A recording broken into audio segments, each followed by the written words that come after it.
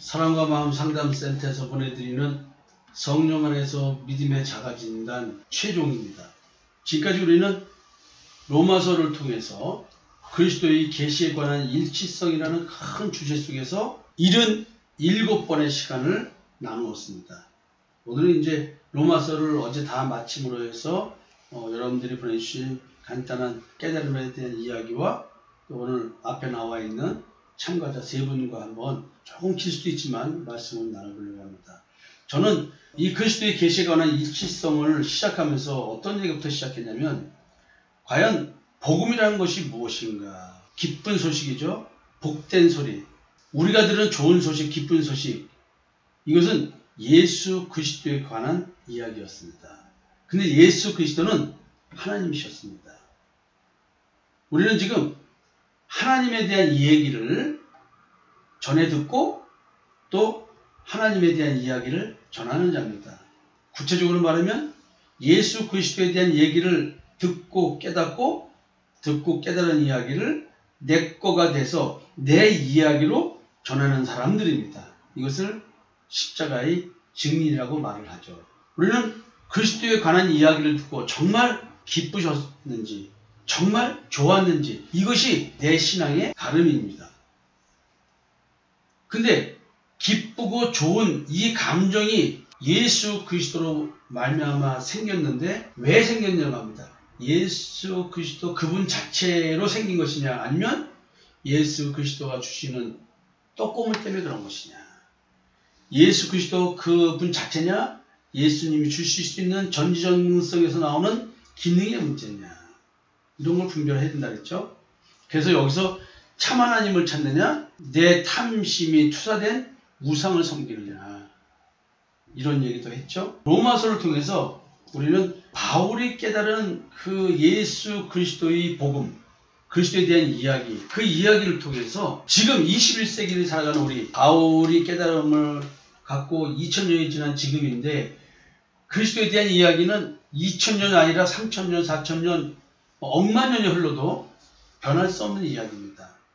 그렇기 때문에 저는 바울이 깨달은 그리스도에 대한 그 깨달음이 이 시대에 우리도 똑같이 깨달아야 되지 않냐라는 측면에서 그리스도의 계시에 관한 일치성이라는 말을 하게 된 것입니다. 계시이기 때문에 이것은 공부한다고 또 외운다고 매일 성경을 읽고 달달달 외웠다고 해서 계시가 나오는 건 아닙니다. 그것은 지적인 활동일 뿐입니다. 이 계시는 나의 내면 세계에서 발생하는 것입니다. 그래서 계시이기 때문에 특정 개인에게 역사한 깨달음입니다. 따라서 바울에게 역사한 이 계시, 이 깨달음, 이것은 그리스도가 여러분이라면 모르지만 한 분이기 때문에 분명히 이 깨달음이 같아야 된다는 것이죠. 깨달은 정도의 차이는 있을지 몰라도 방향은 같아야 된다는 것이죠. 그리스도가 한 분이요, 복음도 하나이고, 그러므로 각 개인에게 역사한 그리스도에 대한 계시, 그리스도에 대한 이야기는 동일하게 일치하여야 한다는 전제가 가능합니다. 그래서 여러분들에게 바울이 받은 그리스도의 계시와 내가 받은 그리스도의 계시, 이거를 서로 비교해 보면서 내가 예수 믿는 성도라고 한다면 내 믿음의 진실성에 대해서 다시 한번 확인, 점검해보자 하는 시간을 77번을 가졌던 것입니다. 제가 여러분들에게 공지사항입니다. 점심 드시면서 문자 하나씩을 올려주세요. 로마서를 오늘 새벽으로 다 마쳤습니다. 로마서를 들으시면서 느끼신 점 하나씩만 여기에 올려주세요. 점심 식사 후에 내일 아침 로마서 설교 완결판 녹음하려고 부탁드립니다.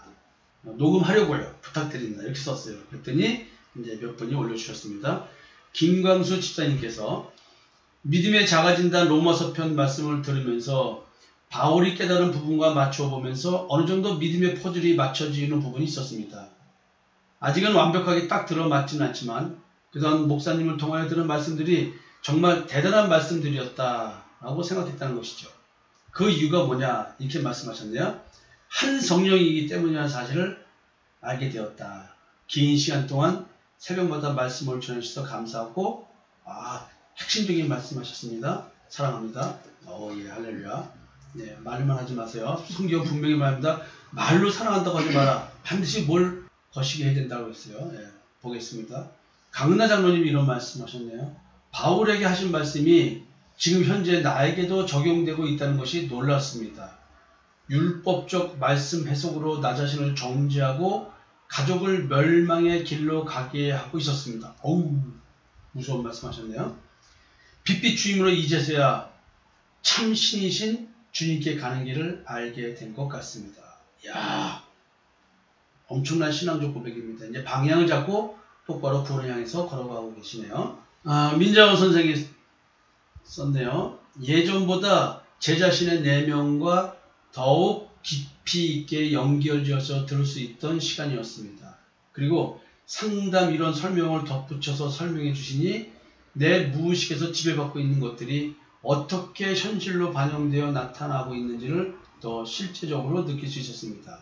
그리고 이제 그런 나를 있는 그대로 수용하고 인정할 수 있는 그런 시간이 될 수 있었습니다. 사도 바울의 오라 공고한 사람으로다 이 사망의 몸에서 누가 나를 건져내랴 라는 이 고백의 의미가 이제 조금 마음에서 느껴지는 시간이었습니다. 네, 이제 현상에서 존재의 본질로 들어가서 말씀을 느끼고 깨닫기 시작했다는 뜻이겠죠. 정은용 권사님께서 쓰셨습니다. 성령 안에서 말씀으로 저를 진단하게 해주셔서 감사합니다. 무의식이 원하는 대로 자신을 위하여 살고 있었던 처참한 저를 보게 하시는 귀한 시간이었습니다. 바울에게 주셨던 은혜를 목사님의 말씀을 통하여 저에게도 주셔서 참 하나님을 섬길 수 있도록 제 인생을 인도하시는 하나님 참으로 감사합니다. 정 목사님은 오늘 서울 가시면서 아침 일찍 센터에 들르셨습니다. 그러면서 이 얘기를 쓰신 이유가 있었네요. 임하고 부부관계 치료하면서 이제 무의식이 우리를 이렇게 움직인다는 얘기. 무의식은 어릴 적 상처를 치유하고 회복하는 목적을 갖고 있다. 이런 얘기를 했더니 내가 아무리 의식적으로 바르게 하려고 해도 내 마음속에 무의식이 나를 그렇게 움직여내면 나는 버틸 수 없고 지배받을 수 없기 때문에 하나님의 말씀을 통해서 이 무의식이 나를 인도하는 것을 잘 분별하고 하나님의 말씀으로 대처했다는 생각이 들어서 와서 목사님하고 말씀을 잠시 나누러 또 가야 돼서 오셨다가 잠시 말씀을 나누러 가셨습니다. 예, 참으로 감사합니다. 이종원 집사님이 남겨주셨네요.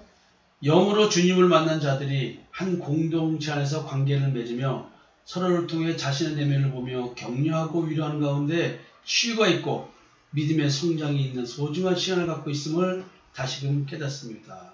예, 우리 서로에게 격려를 해주는 말씀 같습니다. 급하게 쓰신 글 같은 짧은 내용이 하나 있는데, 네. 로마서 말씀을 통해 내 삶의 말씀을 적용하며 하나님의 주권을 인정하며 나를 인도하시는 하나님의 손길을 경험하는 시간이었습니다. 예. 제 앞에 앉아 계신데 누구라고 하는 말씀 안 드릴게요. 키가 작으신 분이 있으셨네요. 네. 자, 여러분들이 하셨으면 좋았는데 일단은 녹음해야 되기 때문에 여기까지만 얘기를 하겠습니다. 오늘은 말씀을 가지고 뭘 전하려고 하는 것이 아니라 우리가 로마서를 들으면서 느꼈던 이야기들 좀 더 구체적인 자기 신앙 고백이나 깨달음이 있었다고 한다면 그런 얘기를 좀 나누는 시간을 가지려고 합니다. 청소년 상담사, 임상심리사 시험을 무사히 통과하고 드디어 학교 가서 학생들 상담까지 이제 경험한 박선미 선생님이 여기 나와 계십니다. 그동안 로마서를 물어보니까 제대로 설교를 안 들었다고 합니다. 네, 죄송합니다. 제가 잘못 가르쳤습니다. 그래서 혹시라도 들었냐 했더니 또 오늘 마지막 편은 들었대요. 네, 오늘 마지막 편 들으면서 무슨 생각이 있었는지 한번 얘기를 들어보도록 하겠습니다. 설교를 이렇게 성실하게 듣지 못했는데요. 오늘 들으면서 목사님이 이렇게 이름을 이렇게 부르시더라고요. 뭐 첫 성도였던 정계양 집사님, 구신 집사님 이렇게 또 성경공부 멤버였던. 그래서 저도 사실은 조은경 집사님을 좀 생각하게 되었거든요. 저는 설교를 들으면서 처음에 같이 이렇게 시작을 했는데 지금은 같이 함께하지는 못하고 있잖아요. 그래서 내가 진짜 믿음이 성숙되고 신앙의 성숙이 이루어졌다라면 같이 이렇게 함께가지 못함에 대한 그 아쉬움도 있고 때로는 전화를 하면서 이렇게 안부도 나눌 수 있는데 그러지 못한 자라는 제가 아직까지 그렇지 못한 자라는 그런 생각을 저는 조금 하게 되면서 내가 더 성숙해서 믿음의 아니함과 그런 교제를 더 나누고 베푸는 사람이 되어야겠다 이런 생각을 좀 해보게 된 것 같아요. 네. 사실은 늘 초창기 멤버들 바라보면 내가 아쉬워하는 게 뭐냐면 워낙 자기애적 욕구로 인한 자기 결핍이 심한 사람들이에요. 가정 환경을 보면 참으로 마음이 너무 아파요. 나이들이 다 자식 같은 나이들이라. 그래서 저는 사실은 일기를 데리고 올 때 다 내 자식처럼 데리고 왔어요. 그러다 보니까 내가 아버지 역할을 한 거죠. 참 안타까워요. 그래서 그 어릴 때 그 맺혀있는 그 결핍들이 지금 어떻게 그들의 인생을 파멸로 몰고 가고 있는가를 너무 적나라하게 봤습니다. 그러나 진짜 규모를 귀신이 붙어 있어서 귀에 아무리 하나님의 복이 닿아도 귀딱지가 앉을 정도 전에도 막혀 있어서 잘 받아들이지 못했고, 마음이 워낙 자기 결핍에 완악한 딱딱한 굳은 마음이 돼서 아무리 말씀을 소나기처럼 써도 그냥 시멘트 바닥같이 굳어진 마음 땅이라 그 소나기 같은 성령의 담비들이 다 그냥 옆으로 또랑으로 다 흘러져 가는 그런 아탄 가운데 있었지만요. 하나님께 제가 진짜 감사드리면서 지금 요 녹음하는 요 순간도 속이 많이 갈궜어요. 하나님께서 저를 따라온 청년들에게 다 현실적으로 은혜를 베푸셨어요. 무기력하게 참 안주하고 있던 자들에게 살 길을 다 열어주셨어요. 그리고 나름대로 현실적으로도 막 여유롭고 막 이런 건 아니어도 돈 많고 그런 건 아니어도 나름대로 궁색하지 않도록 그냥 그대로 잘 흘러가고 있는 현실들을 바라보게 됩니다. 그리고 그렇게 마음의 여유도 없었는데 마음도 여유가 있고 나름대로 또 자기를 성찰하는 귀한 시간들이 이제 있어져요. 지금 보면은. 그리고 부부관계들도 회복되고 현석이도 혼자가 됐지만 이제 이 정도면은 이혼의 수치를 벗고 당당하게 우스갯소리로 얘기했지만 걔는 다 너 혼자 있는 거 부러워해라고 했는데 자기 존재를 자기 현재의 삶을 부끄러워하면 하나님을 멸시하는 겁니다. 그래서 우리 성도들 오늘 나의 현실을 기쁨과 감사를 받고 현실을 이기고 뛰쳐나가든 순응하면서 살든 모든 것은 하나님께서 관여하고 계시는 인생입니다. 내 인생은 늘 실패가 아니라 성공하는 인생인 거예요. 왜냐하면요, 하나님께서 나를 지켜봐주는 인생이기 때문에 그렇습니다. 선미가 상담하고 온 거에 대해서 쭉 물어보고 이건 어떻게 해요? 저렇게 하고 물어보는데 야단도 치고 막 했지만은 한편으로 너무 기쁜 게 뭐냐면 선미가 벌써 이렇게 대학원 졸업하고 자격증 2개 있다고 남들은 따기 어렵다고 하는데 2개 거뜬히 있다고 걔나 소나 다 딴다 그랬거든. 거뜬히 있다가지고 상담 실습하고 와서 목사님 이건 어떻게 해줄게 물어보는데 나는 하나님께 참 감사한 시간이었어요. 하나님 참으로 감사합니다. 김현수 실장님 로마서를 또 어떻게 들으셨는지요? 깨달은 바가 있고 느낀 것이 있었으면 한번 좀 얘기해 보시죠.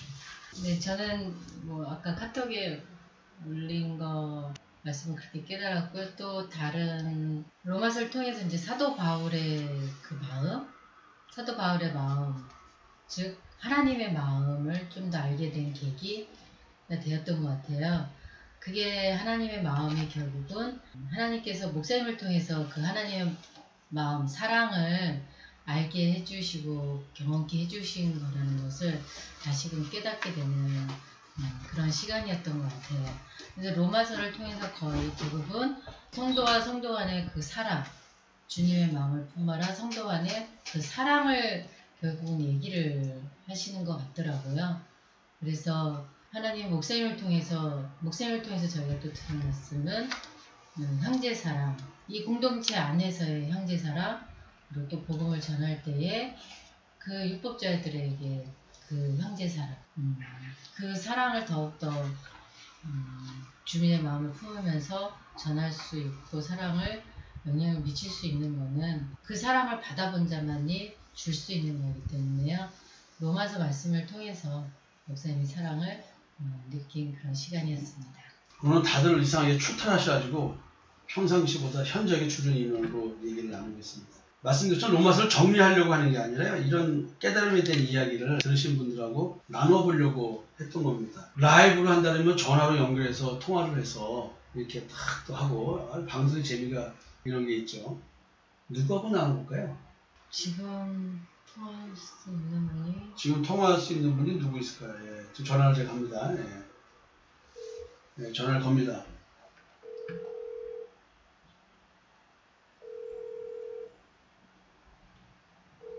전화를 안 받고 있네요. 네.